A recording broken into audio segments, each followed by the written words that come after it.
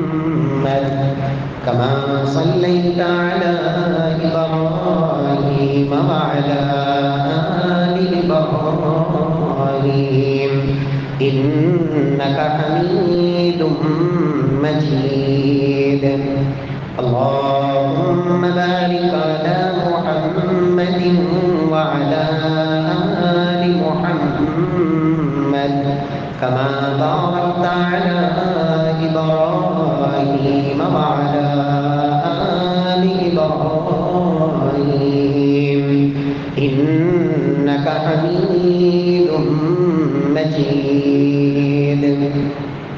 اللهم انفعنا بما علمتنا وعلمنا ما ينفعنا وزدنا علما. رب اشرح لي صدري ويسر لي أمري واحلل عقدة من لساني يفقهوا قولي. أعوذ بالله السميع العليم من الشيطان الرجيم من همزه ونفخه ونفسه. بسم الله الرحمن الرحيم. قد أفلح المؤمنون الذين هم في صلاتهم خاشعون والذين هم عن اللغو معرضون والذين هم للزكاة فاعلون.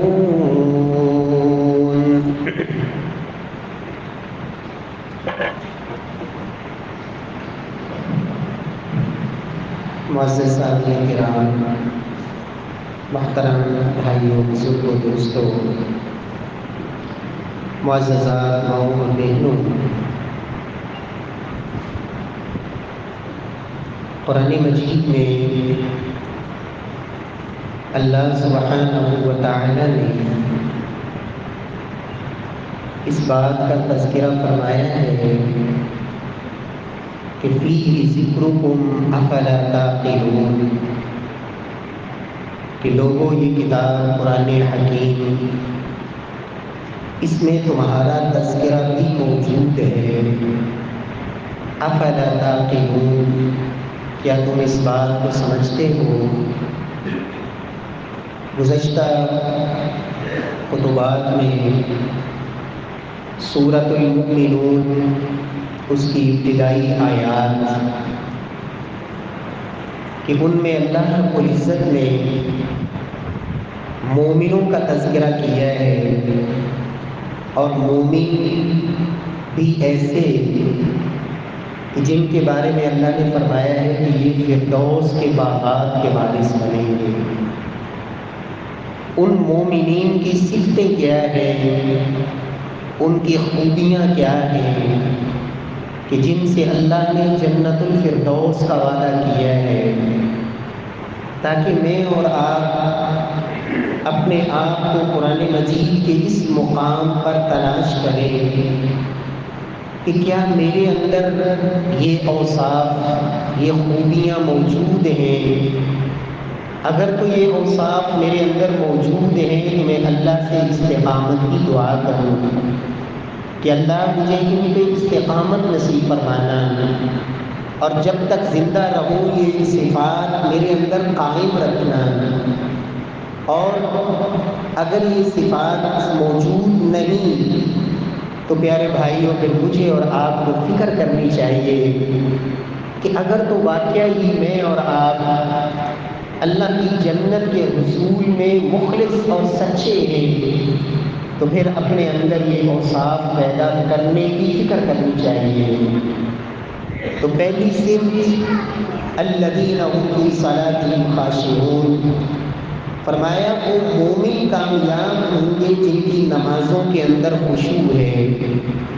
نماز سکون اور اطمینان سے پڑھنے والے، نماز کو محمد مصطفیٰ صلی اللہ علیہ وسلم کے طریقے کے مطابق ادا کرنے والے، یہ ان کی پہلی صفت. والذین هم عن اللغو معرضون، اور دوسری صفت کہ وہ لغویات سے اجتناب کرنے والے، لغو کام اور لغو باتیں، فضول کام اور فضول گفتگو، اس سے اپنے آپ کو بچانے والے، یہ ان مومنوں کی دوسری صفت اور خوبی۔ ان دو باتوں پر تفصیل سے ہم گفتگو کر چکے ہیں۔ اللہ رب العزت ہمیں عمل کی توفیق نصیب فرمائے۔ پیارے بھائیوں، تیسرا وصف اور تیسری خوبی جو اللہ رب العزت نے ان مومنوں کی بیان کی کہ جن کے بارے میں اللہ نے ان سے وعدہ کیا ہے کہ وہ وارث بنیں گے اور فردوس کے وارث بنیں گے، جنت کا وہ مقام جو سب سے عالی شان اور سب سے اونچا اور بلند ہے، اس سے اوپر اگر ہے تو صرف اور صرف رب کا عرش ہے۔ فرمایا یہ فردوس کے وارث بننے والے مومن، ان کی تیسری خوبی اور تیسرا وصف یہ ہے والذین هم بالزکاۃ فاعلون، کہ اللہ نے ان کو جو مال دیا ہے، اپنے مال میں سے جو میرے رب کا حق ہے وہ ادا کرتے ہیں، اپنے پیسے روپے کا حساب کر کے مکمل طور پر امانت داری کے ساتھ رب کا حکم اور رب کا آرڈر اور اللہ کا فیصلہ سمجھ کر اور اپنی ذمہ داری سمجھ کر وہ اس کو ادا کرنے میں بخل نہیں کرتے، بلکہ اللہ رب العزت کے دیے ہوئے مال میں سے رب کا حق جو زکوٰۃ کی شکل میں ہے وہ ادا کرتے ہیں۔ پیارے بھائیوں، زکوٰۃ اسلام کے اندر اس کی اہمیت کا اندازہ اس بات سے لگائیں کہ وہ 5 بنیادی ارکان جن پر اسلام کی عمارت قائم ہے، کہ ان ستونوں میں سے کوئی ایک ستون بھی اگر گر جائے تو یہ ایمان اور اسلام کی یہ عمارت یہ منہدم ہو جائے گی، یہ قائم اور باقی نہیں رہ سکے گی۔ ان 5 بنیادی ارکان میں تیسرا اہم اسلام کا رکن وہ زکوٰۃ ہے۔ رسول معظم صلی اللہ علیہ وسلم فرماتے ہیں بنی الاسلام علی 5 شہادت لا الہ الا اللہ وان محمد رسول اللہ وإقام الصلاة وإيتاء الزكاة وصوم رمضان وحج البيت من استطاع إليه سبيلا أو كما قال عليه الصلاة والسلام۔ سب سے پہلا رکن شہادتین کی گواہی کہ وحدہ لا شریک، ایک اللہ کی ذات ہے، سجدہ، نظر و نیاز، جمیع عبادات، وہ قولی فعلی مادی جو بھی عبادت ہے وہ صرف اور صرف اللہ کی ذات کے لیے، توحید کا اقرار اور محمد مصطفیٰ صلی اللہ علیہ وسلم کی رسالت، نبوت، عبدیت اور ختم نبوت، آپ صلی اللہ علیہ وسلم کے خاتم النبیین ہونے کا عقیدہ اور نظریہ، اس کی گواہی، زبان سے اقرار اور دل سے تصدیق۔ اس کے بعد دوسرا بنیادی رکن نماز کو قائم کرنا، اور تیسرے نمبر پر فرمایا زکوٰۃ ادا کرنا۔ چوتھا رکن رمضان کے روزے، اور 5واں جس کو اللہ نے طاقت دی ہو وہ بیت اللہ کا حج کرے۔ یہ 5 بنیادی ارکان میں تیسرا رکن میرے پیارے بھائیوں یہ زکوٰۃ ہے۔ اسلام کا یہ اتنا خوبصورت نظام کہ رب کائنات نے یہ حکم دیا اپنے محبوب کو کہ اے پیغمبر صلی اللہ علیہ وسلم خذ من اموالہم صدقۃ تطہرہم بہا وتزکیہم۔ اللہ رب العزت نے پیغمبر کائنات کو حکم دیا کہ اے محبوب ان کے مالوں سے آپ اللہ کا حق وصول کیجئے، تاکہ جب یہ رب کا حق دے دیں گے ان کا مال پاکیزہ ہو جائے گا، ان کا مال وہ خبیث نہیں رہے گا، یہ خود بھی پاک ہوں گے اور ان کا مال بھی پاک ہوگا۔ پیارے بھائیوں، یہ زکوٰۃ کا حکم صرف اسلام میں نہیں، اسلام سے پہلی امتوں میں بھی یہ زکوٰۃ کا فریضہ باقاعدہ موجود تھا۔ سیدنا اسماعیل علیہ السلام کے تذکرے میں اللہ نے فرمایا وَاذْكُرْ فِي الْكِتَابِ اسماعیل इन्नहु कान सादिक़ल वअद व कान रसूलन नबिय्या व कान यअमुरु अहलहु बिस्सलाति वज़्ज़काति व कान इंद रब्बिही मर्दिय्या। महबूब, आप इस कुरान में जनाब इस्माइल का तज़किरा कीजिए, जो अल्लाह के बड़े पसंदीदा पैगंबर थे, चुनीदा चुने हुए। कान यअमुरु अहलहु बिस्सलाति वज़्ज़कात, वो अपने अहल को नमाज और ज़कात का हुक्म देते थे।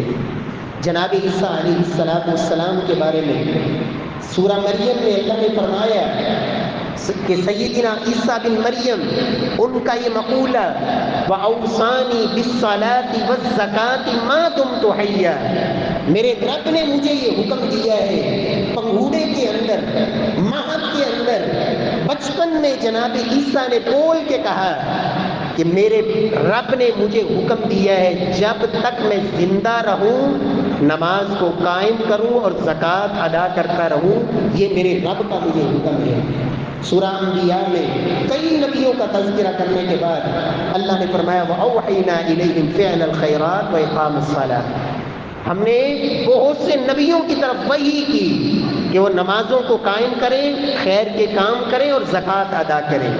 प्यारे भाइयों, ये ज़कात इस्लाम का वो फरीज़ा है कि अगर कोई शख्स ये अदा ना करे, अल्लाह ने उसको माल दिया, ताकत दी, ज़कात उसके ऊपर फ़र्ज़ है, वो नहीं दे रहा, हाथ में वक्त की अल्लाह ने ये जिम्मेदारी लगाई है, ड्यूटी है कि वो शख्स उसके खिलाफ क़िताल करे, लड़ाई लड़े, जंग करे, ज़बरदस्ती उसके माल से ज़कात वसूल करे। सय्यिदना उमर फारूक रज़ी अल्लाह ताला अन्हु के लफ्ते जिगर सय्यिदना अब्दुल्लाह रावी है हदीस के, अल्लाह के नबी ने फरमाया उमिरतु अन उक़ातिलन नास हत्ता यशहदु अन ला इलाहा इल्लल्लाह व अन्ना मुहम्मदर रसूलुल्लाह व युक़ीमुस सलात व युअतुज़ ज़कात फ़इज़ा फ़अलू ज़ालिक असमू मिन्नी दिमाअहुम व अमवालहुम इल्ला बिहक़्क़िल इस्लाम व हिसाबुहुम अलल्लाह। फरमाया रब ने मुझे हुक्म दिया है कि मैं क़िताल करूं ऐसे लोगों के खिलाफ जो अल्लाह रब्बुल इज़्ज़त की तौहीद और वहदानियत को नहीं मानते। फरमाया मुझे आर्डर है रब का कि ऐसे लोगों के खिलाफ उस वक्त तक मैं लड़ाई लड़ूं जब तक वो तीन काम न कर ले।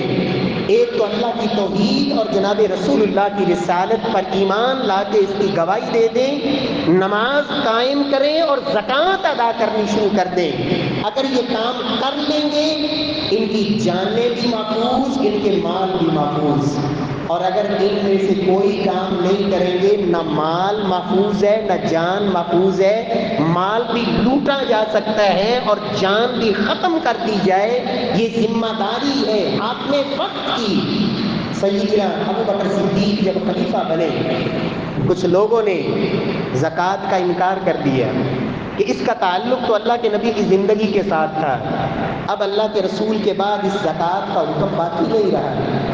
सय्यिदना अबू बकर सिद्दीक़ रज़ी अल्लाह तआला अन्हु उन्होंने ऐलान किया वल्लाही ला उक़ातिलन्न मन फ़र्रक़ बैन अस्सलाति वज़्ज़कात, अल्लाह की कसम अबू बकर की तलवार उन लोगों के खिलाफ फैसला करेगी जिसने नमाज और ज़कात के दरमियान फ़र्क किया। इसलिए कि रब्बे कायनात ने कुरान में नमाज के साथ ज़कात का तज़किरा किया है। जैसे नमाज हर मुसलमान पर फ़र्ज़ है 5 मरतबा दिन रात में, इसी तरह साहिब इस्तिताअत पर ज़कात भी इसी तरह फ़र्ज़ है जब तक उसकी ज़िंदगी है और वो साहिब हैसियत है, निसाब को पहुँच रहा है उसका माल, उस पर लाजिम है कि रब का ये हक़ अदा करे। कुरान मजीद में एक जगह नहीं 21 मुकामात पर तकरीबन रब्बे कायनात ने ज़कात और नमाज को इकट्ठे जिक्र किया है।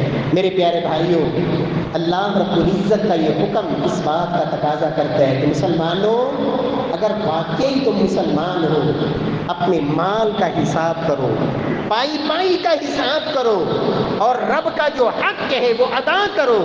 इसलिए कि रब्बे कायनात उस पर कोई चीज़ मख्फी नहीं, तुम छुपा लो, ना बताओ, ना अदा करो, ان اللہ لا یخفی علیہ شیء فی الارض ولا فی السماء، اللہ تو وہ ذات ہے جس پر زمین و آسمان کا ذرہ ذرہ کچھ بھی مخفی نہیں، ہر چیز سے وہ واقف ہے۔ تمہاری دولت، تمہارا مال، تمہارا پیسہ، تمہارا سونا، تمہاری جائیدادیں، پراپرٹی کیا ہے، کاروبار، تجارت، دکانیں، کس میں کتنی رب کا حق اور زکوٰۃ ہے، اللہ وہ جانتا بھی ہے، وہ گنتا بھی ہے۔ اور اس نے تمہاری زکوٰۃ بھی گن کے رکھی ہوئی ہے، تمہارے مال کو بھی گنا ہوا ہے۔ اللہ کے نبی صلی اللہ علیہ وسلم کی حدیث ہے، اللہ رب العزت نے خود فرمایا، حدیث قدسی، یا عبادی انما ہی اعمالکم احصیھا لکم، میرے بندوں میں تمہارے عملوں کو گنتا ہوں، تم نے دن کیا کیا، رات کیا کیا، صبح کیا کیا، شام کیا کیا، اللہ تمہارے ہر عمل سے واقف بھی ہے، وہ گن رہا ہے، شمار کر رہا ہے۔ اور قیامت والے دن رب نے حساب لینا ہے کہ مال تھا، اس میں رب کا حق کتنا تھا، ادا کیا یا نہیں کیا۔ اور اللہ کی بارگاہ میں جب تک انسان یہ حساب دے گا نہیں، حدیث ہے، اللہ کے رسول فرماتے ہیں بندہ اپنے قدم ہلا نہیں سکے گا، لا تزول قدم ابن آدم حتی یسأل عن خمس، 5 چیزوں کا جب تک سوالوں کے جواب نہیں دے گا قدم نہیں ہلا سکے گا، ایک بال کے برابر بھی اپنے پیروں کو سرکا نہیں سکے گا۔ یہاں تو لوگوں سے بچ گیا، ان کی آنکھوں میں دھول جھونک لی، دھوکہ دے لیا، چھپا لیا، لیکن وہاں چھپے گا کچھ نہیں، ایک ایک پائی کا میرا رب حساب لے گا۔ اور مال کے بارے میں 2 سوال، من این اکتسب وفیما انفق، مال کمایا کہاں سے تھا، کمانے کے ذرائع کیا تھے، وفیما انفق، اور مال کو خرچ کہاں کیا، مال کے مصارف کیا تھے۔ پیارے بھائیوں، مال خرچ کرنے کا بہترین مصرف وہ زکوٰۃ ہے۔ اللہ نے جو مال دیا ہے اس میں سے رب کا حق ادا کیا جائے، اور یہ زکوٰۃ کی ادائیگی، صدقات کی ادائیگی، نبی صلی اللہ علیہ وسلم نے فرمائے بندے کے ایمان کی نشانی ہے۔ بندہ دیکھنا چاہتا ہے نا کہ میں مومن ہوں یا نہیں، ایمان کتنا ہے میرے دل میں، ٹٹولنا چاہتا ہے اپنے ضمیر کو۔ صحیح مسلم کی روایت، والصدقۃ برہان، اللہ کے نبی فرماتے ہیں کہ لوگوں، صدقہ یہ دلیل ہے، قیامت والے دن کامیابی کی دلیل، تمہارے ایمان کی گواہی، دنیا میں ایمان کو پرکھنے کی دلیل ہے صدقہ۔ اور یاد رکھیں لفظ صدقہ یہ فرضی زکوٰۃ پر بھی استعمال ہوتا ہے اور نفلی صدقات کے لیے بھی، انسان پر جو رب کا حق فرض ہے اس کے لیے بھی لفظ صدقہ استعمال ہوتا ہے، اور جو نفلی صدقات ہیں انسان اپنی خوشی سے ادا کرتا ہے، اللہ کی طرف سے اس پر فرض عائد نہیں ہوتا اس لیے کہ صاحب نصاب نہیں، لیکن پھر بھی کچھ نہ کچھ اپنے مال سے جو ادا کرتا ہے اللہ کو راضی کرنے کے لیے، تو یہ جو صدقہ دینا ہے یہ دلیل ہے اس بات کی کہ یہ درم و دینار کا پجاری نہیں، اس نے مال کو وہ حیثیت نہیں دی جو قرآن کہتا ہے یحسب ان مالہ اخلدا، یہ سمجھتا ہے کہ اس کا مال اسے ہمیشہ زندہ رکھے گا، اس لیے مال کو گن گن کے رکھتا ہے، شمار کر کر کے۔ محلات، بنگلے، کوٹھیاں، عمر 70-80 سال ہے اور جو محل تعمیر کر رہا ہے اس کے بارے میں یہ ہے کہ یہ 200-300 سال تک بھی اس کی گارنٹی ہے، یہ ہلے گا نہیں، یہ سمجھتا ہے یحسب ان مالہ اخلدا، اس کا مال اسے ہمیشہ زندہ رکھے گا۔ یاد رکھو قارون سے بڑھ کر مالدار اس کائنات میں کوئی نہیں آیا، لیکن اس کے مال نے بھی اسے نفع نہیں دیا، رب نے اس کے مال سمیت اس کو زمین میں دھنسا دیا اور اس کے مال میں اسے کچھ نہ بچایا۔ پیارے بھائیوں، یہ صدقہ یہ انسان کے ایمان کی دلیل ہے، اور اس بات کی دلیل ہے کہ اس کے دل میں مال کی محبت رب کی محبت پہ غالب نہیں ہے، یہ مال پر اپنے رب کی محبت کو غالب کیے ہوئے ہے، اس لیے جب بھی موقع ملتا ہے یہ ادا کرتا ہے۔ اور یاد رکھیں پیارے بھائیوں، صحابہ کرام رضوان اللہ علیہم اجمعین جن کے ایمان کو میرے رب نے میرے اور آپ کے لیے معیار بنایا، کیا ایمان تھا ان لوگوں کا۔ سورۃ البقرہ پہلا رکوع، پہلے صفحے پر رب نے نبی کے یاروں کے اوصاف گنوائے. متقی لوگ، پرہیزگار لوگ، تقوی کی سیڑھی چڑھنے والے. وَأُزْلِفَتِ الْجَنَّةُ لِلْمُتَّقِينَ غَيْرَ بَعِيدٍ، جن کے لیے رب نے جنت کو لازم کیا ہوا ہے، ان کے قریب ہے جنت. وہ متقی لوگ، وہ کامیاب لوگ. وَرَضِيَ اللَّهُ عَنْهُمْ وَرَضُوا عَنْهُ کی گارنٹیاں اور سرٹیفکیٹ پانے والے دنیا کے اندر ان کے اوصاف میرے رب نے گنوائے. یؤمنون بالغیب، اللہ کو دیکھا نہیں، نبی کو صلی اللہ علیہ وسلم جو بیان کر دیا اللہ کے پیغمبر نے اس پر ایمان اور یقین. یؤمنون بالغیب، فرشتوں کو نہیں دیکھا، جنت جہنم کو نہیں دیکھا، مرنے کے بعد کی زندگی. ان تؤمن باللہ وملائکتہ وکتبہ ورسلہ والیوم الآخر وتؤمن بالقدر خیرہ وشرہ. اللہ پر ایمان بن دیکھے. یہ وہ چیزیں تھی جن کے اندر پہلی امتیں ناکام ہوئی. سیدنا موسیٰ کے ساتھیوں نے کیا کہا تھا؟ ارین اللہ جہرا. موسیٰ جس رب کا تو دعویٰ کرتا ہے، جب تک ہمیں دکھائے گا نہیں ہم ایمان نہیں لائیں گے. ہمیں رب دکھاؤ، ہم رب کو دیکھیں گے. ارین اللہ جہرا. لیکن نبی کے صحابہ یؤمنون بالغیب، بن دیکھے ایمان، اور ایمان اتنا یقین اور اتنا پختہ. اللہ اکبر. صحابی مجلس میں موجود نہیں لیکن نبی کو اس پہ اتنا اعتماد ہے، کہا اس پر میرا بھی ایمان، ابو بکر کا بھی ایمان، عمر کا بھی ایمان. صحابہ کہتے ہیں مجلس میں نہ ابو بکر تھے نہ عمر تھے، محبوب کبریا کو یقین تھا جس پر میں محمد کا ایمان ہے صلی اللہ علیہ وسلم، اس پر ابو بکر اور عمر کا بھی ایمان ہے. ایسا پختہ یقین اور ایمان. اللہ اکبر. اور دوسرا جو وصف اللہ نے ذکر کیا، یقیمون الصلاۃ، نمازوں کو قائم کرنے والے. صحابہ کرام رضوان اللہ علیہ مجمعین صرف فرائض نہیں، نوافل کے اتنے پابند. راتوں کو قرآن کہتا ہے تم انہیں دیکھو گے رکعاً سجدہ، کبھی رکوع میں جھکے ہوئے، کبھی سجدے میں گرے ہوئے، آہو پکار سستیاں لے لے کے رب کے سامنے رونے والے. اتنی لمبی لمبی نمازیں پڑھنے والے. دشمن تیر مار رہا ہے، جسم سے خون نکل رہا ہے، لیکن نماز میں انہیں جو لذت اور راحت ہے، دشمن کے تیروں کی بھی پرواہ نہیں. یہ ان کی نمازوں کی ادائیگی. اور پہلی امتیں اس امتحان میں بھی ناکام ہوئی.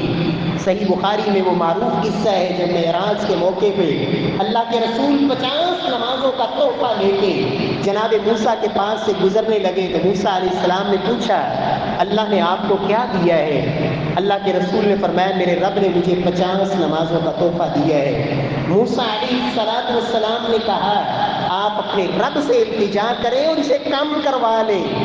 میں تجربہ کر چکا ہوں بنی اسرائیل کا، انہوں نے نمازیں نہیں پڑھی، نمازیں قائم نہیں کی، کم کرواؤ. اللہ کے نبی گئے 1 دفعہ 2 دفعہ 3 دفعہ بار بار، حتیٰ کہ 5 نمازیں جب باقی رہ گئی موسیٰ علیہ السلام نے پھر کہا کہ اے محمد صلی اللہ علیہ وسلم آپ پھر جائیے. اللہ کے رسول نے فرمایا اب تو مجھے حیا آنے لگی ہے. میرے رب نے اعلان کر دیا ہنہ خمس و ہنہ خمسون، اے محبوب تیری امت کے لوگ پڑھیں گے 5 نمازیں ہی، لیکن میں پروردگار ان کو 50 کا ہی اجر دیتا رہوں گا. اس میدان میں بھی، نمازوں کی ادائیگی میں بھی یہ لوگ ناکام ہوئے. اور مال خرچ کرنے میں، زکوٰۃ دینے میں، اللہ کی راہ میں مال دینا. یہودی جب ان سے طلب کیا گیا تو انہوں نے کہا ان اللہ فقیر و نحن اغنیاء، یہ رب فقیر ہو گیا ہے جو ہم سے مال مانگتا ہے. اللہ فقیر ہے، ہم غنی ہیں. ناکام ہوئے مال کی محبت میں، مال کی لالچ اور طمع اور بخل میں.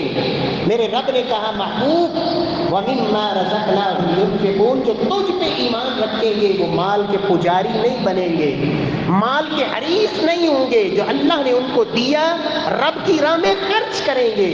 اور نبی کے یاروں نے تو کیسے خرچ کیا، صرف فرضی زکوٰۃ تک نہیں رہے، نفلی صدقات کی باری آئی تو ڈھیر لگا دیے. محبوب کبریا نے اعلان کیا غزوہ تبوک کے موقع پر، تو صدیق اکبر جب لے کے آئے پوچھا ابو بکر کیا لے کے آئے ہو؟ کہا ہے اللہ کے نبی ابقیت ما ابقیت لأہلک، ابو بکر اپنے گھر والوں کے لیے کیا چھوڑ کے آئے ہو؟ کہا ابقیت لهم اللہ ورسولہ، اے اللہ کے نبی میں جو کچھ تھا سب ہی لے آیا ہوں، گھر میں اللہ اور اس کے رسول کی محبت چھوڑ آیا ہوں۔ پیارے بھائیو، سیدنا فاروق اعظم گھر کا نصف مال لا کے، زکوٰۃ نہیں تھی، نفلی صدقات، نصف مال لا کے ڈھیر لگا دیا۔ کہا عمر کیا لے کے آئے ہو؟ کہا جئت بنصف مالی، اور جن کے پاس نہیں تھا وہ پیچھے نہیں رہے کہ میرے پاس تو ہے ہی نہیں، محنت کی، مزدوری کی، ساری رات یہودیوں کے باغ میں جا کے مشقت برداشت کی، اور جو کچھ ملا لا کے محبوب کبریا کے سامنے وہ شامل کر دیا۔ آپ کے جو سامنے پیش کیا گیا تھا وہ ایک مٹھی کھجور تھی یا 2 مٹھی کھجوریں تھی، جو یا ایک سا تھا، جو میسر تھا وہ لا کے پیش کر دیا، اس لیے کہ ان کا ایمان تھا کہ رب کا جو حکم ہے، اللہ کی رضا، رب کو راضی کرنا، اللہ کی جنت لینی ہے، جنت میں داخل ہونا ہے، جنت کا سودا کرنا ہے، تو پھر اس مال کی کوئی ویلیو نہیں، اللہ نے موقع دیا ہے تو خرچ کرنا ہے۔ ابو الدرداء رضی اللہ تعالی عنہ جب اللہ کے نبی کی بات سنی کہ یہ جو ایک کھجور کا درخت ہے، اس کے بدلے جو اس کو خرید کے وقف کر دے گا، دے دے گا، اللہ اسے جنت میں کھجور کا درخت دے گا، یہ بات سنی بے چین ہو گئے، بھاگے بھاگے گئے اس شخص کے پاس، کہا میرا باغ ہے، اس میں 1 نہیں 2 نہیں 100 نہیں 600 کھجوروں کے درخت ہے، وہ سارا باغ لے لو، اس میں میری رہائش بھی ہے، میٹھے پانی کا چشمہ بھی ہے، وہ سب کچھ لے لو اور یہ ایک درخت مجھے دے دو، اس لیے کہ محمد مصطفیٰ نے کہا ہے صلی اللہ علیہ وسلم اللہ اس کے بدلے جنت میں درخت دے گا۔ اس نے کہا منظور ہے، اللہ کے نبی کے پاس آئے، کہا یا رسول اللہ سودا کر کے آ گیا ہوں، کیا اللہ مجھے اس درخت کے بدلے جنت میں درخت دے گا؟ کہا ابو الدرداء تم ایک درخت کی بات کرتے ہو، کم من عزق لأبی الدرداء فی الجنہ، ایک نہیں میرے رب نے لینے لگا دی ہے درختوں کی ابو الدرداء کے لیے، یہ یقین کامل تھا۔ پیارے بھائیوں، اللہ رب العزت ہم سب کو بھی توفیق سے نوازے، یہ رب کی راہ میں دینا، صدقہ خیرات اللہ رب العزت کے ہاں اس کے دنیاوی فوائد بھی ہیں جو اللہ نے بندے کے لیے رکھے ہیں، اور اخروی بے پناہ فوائد ہیں۔ پیارے بھائیوں، جو شخص یہ چاہتا ہے اللہ کے غضب سے بچ جائے، اللہ کے غصے سے بچ جائے، رب کی ناراضگی سے محفوظ ہو جائے، اللہ زندگی کے گناہوں کو معاف فرما دے، رب جہنم کی آگ کو میرے لیے ٹھنڈا کر دے۔ محبوب کبریا نے فرمایا الصدقہ تطفئ غضب الرب، لوگوں صدقہ اللہ کے غضب کو ٹھنڈا کر دیتا ہے۔ الصدقہ تطفئ الخطیہ کما یطفئ الماء النار، صدقہ گناہوں کو ایسے بھسم کر دیتا ہے اور بجھا دیتا ہے اور مٹا دیتا ہے، جس طرح جلتی آگ کے اوپر پانی ڈال دیا جائے اور پانی سے وہ آگ بجھ جاتی ہے۔ فرمایا یہ انسان کے گناہوں کو ایسے دھو دیتا ہے صدقہ۔ اللہ رب العزت ہم سب کو توفیق نصیب فرمائے۔ پیارے بھائیوں، اپنا مال جو اللہ نے دیا ہے، اللہ فرماتے ہیں مما رزقناہم، یہ تمہارا کمال نہیں، تمہارا کمال نہیں، یہ اللہ نے دیا ہے، اور جو رب جب دے دے تو پھر اس میں سے رب کا حق دینے میں بخل نہیں کرنا چاہیے، وگرنہ وہ رب واپس بھی لے لیا کرتا ہے۔ صحیح بخاری کا وہ معروف قصہ، ایک نابینا اور ایک کوڑی والا، کوڑ کے مرض میں مبتلا، اور تیسرا گنجا، تینوں کو رب نے آزمانا چاہا، غریب تھے، فقیر تھے، اللہ نے فرشتہ بھجوایا انسانی شکل میں، ایک کو اونٹنی دی، ایک کو گائے دی، ایک کو بکری دی، اور ان کی جو مرض تھی اس کو اللہ سے، اللہ کی توفیق سے دعا کے ذریعے ہاتھ پھیر کر اس کو درست کیا۔ پھر ایک عرصے کے بعد جب وہی فرشتہ دوبارہ انسانی شکل میں آیا، آ کے کہا فقیر ہوں، ضرورت مند ہوں، وہ اللہ جس نے آپ کے کوڑ کو درست کیا. آپ بیمار تھے, اللہ نے صحت دی. آپ فقیر تھے, رب نے مالدار کیا. اس رب کے نام پر ایک اونٹنی چاہیے. وادی بھری ہوئی تھی اونٹوں کی. کہا ذمہ داریاں بڑی ہیں, حقوق بہت ہیں, میں تو بڑا مجبور ہوں, ذمہ داریاں ادا نہیں ہوتی, رب کے نام پر دینے کے لیے کچھ نہیں ہے. کہا ٹھیک ہے, پھر اللہ تجھے اسی حالت پر لوٹا دے جیسے تو پہلے تھا. اور وہ نبینا اور وہ گنجا جس کو گنجے کو گائے ملی تھی, اس سے جا کے بھی یہی سوال ہوا, یہی جواب. کہا اچھا, اس اللہ کو تو بھول گیا جس نے تیرے گنجے پن کو درست کیا, تیری فقیری کو امیری میں بدلا.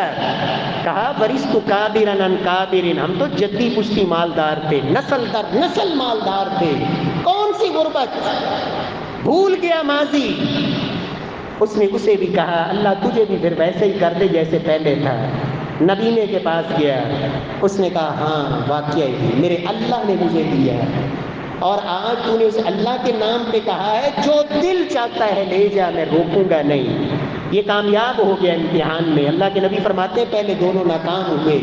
میرے پیارے بھائیوں, اللہ نے دیا ہے, اللہ کی راہ میں دینے میں کبھی بخل نہ کیجیے. قرآن کہتا ہے الشیطان یعیدکم الفقر ویأمرکم بالفحشاء, شیطان وہ لعین خبیث جو تمہارا دشمن ہے, جب رب کی راہ میں دینے کی باری آتی ہے تو تمہیں تمہاری فقیری یاد دلاتا ہے. کیا کر رہے ہو, پاگل ہو گئے ہو, اور تھوڑی ذمہ داریاں ہیں, فلاں جگہ پہ بھی لگانا ہے, فلاں جگہ پہ لگانا ہے. وہ جیب کی طرف گیا ہوا ہاتھ واپس آ جاتا ہے. وَيَأْمُرُكُمْ بِالْفَحْشَاءِ, لیکن جب رب کی ناراضگی کی جگہ ہوں, بے حیائی کے کام, برائی کے کام, فحاشی کے کام, اللہ کو ناراض کرنے والے کام, فضول خرچی اور اسراف, وہاں شیطان تمہیں ترغیب دلاتا ہے ہاں خوب لوٹاؤ.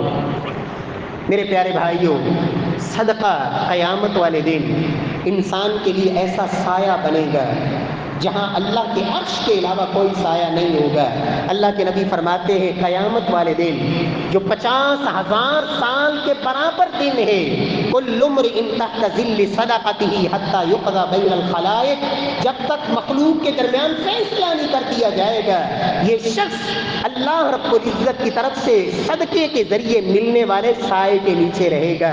جہاں لوگ پسینے میں ڈوبے ہوئے, یہ صدقہ کرنے والا اپنے صدقے کے سائے میں 50,000 سال کے برابر دن میں, اور اگر خفیہ صدقہ کیا کہ دائیں ہاتھ میں دیا بائیں کو بھی خبر نہیں, فرمایا اللہ اپنے عرش کا سایہ نصیب فرمائیں گے.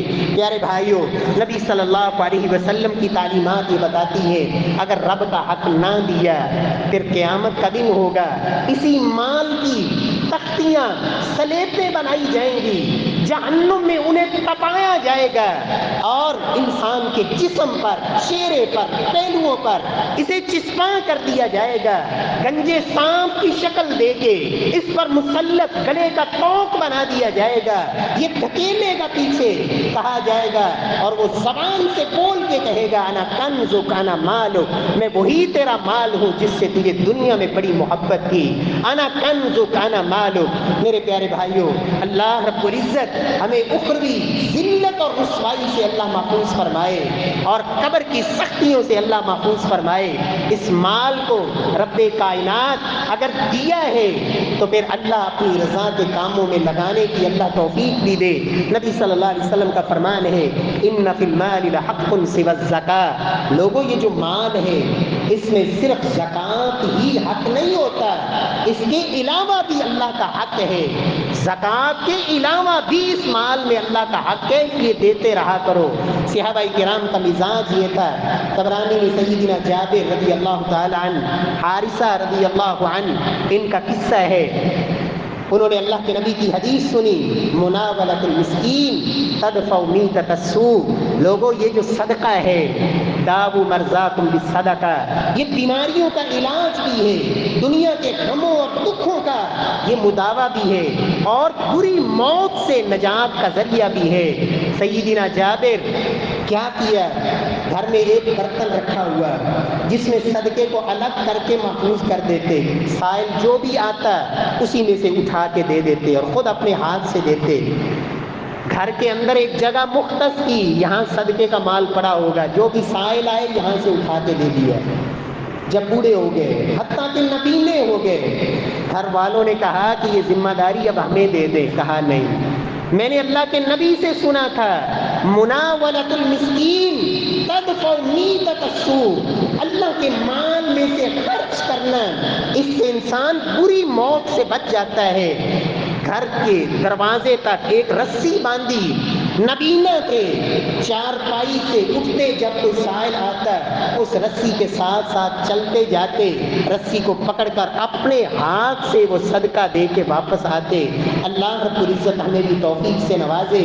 میرے پیارے بھائیوں، اگلا جو مرحلہ ہے، موت کے بعد کے مراحل، اگلا جہان، یہ بڑا ہولناک ہے، لیکن اگر انسان نے اللہ کو راضی کرنے والے کام کیے ہوئے تو پھر انسان کے لیے وہاں آسانیاں اور خوشیاں اور راحتیں ہوں گی۔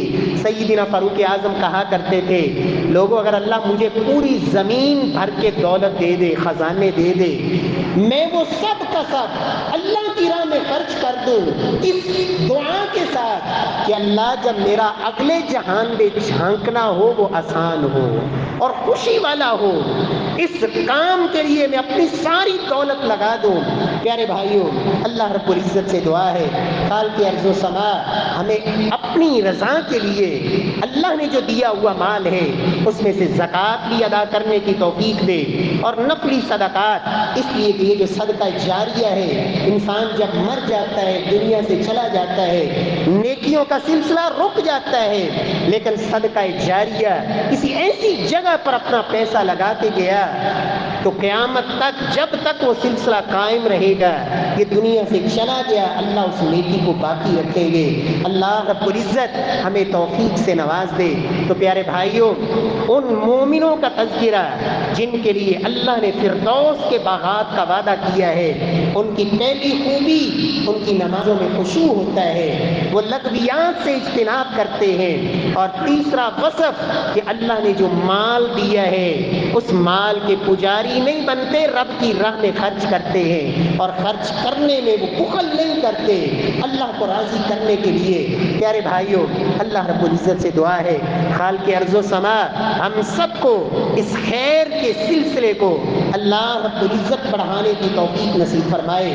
جو مال دیا ہے اس میں سے اللہ اپنی رضا اور اپنی راہ میں خرچ کرنے کی توفیق بخشے، اور اپنے مال میں سے فرض زکوٰۃ کا ایک ایک پائی کا حساب کر کے اللہ ہمیں چکانے کی توفیق بخشے۔ واقول قولی ھذا وآخر دعوانا الحمد للہ رب العالمین۔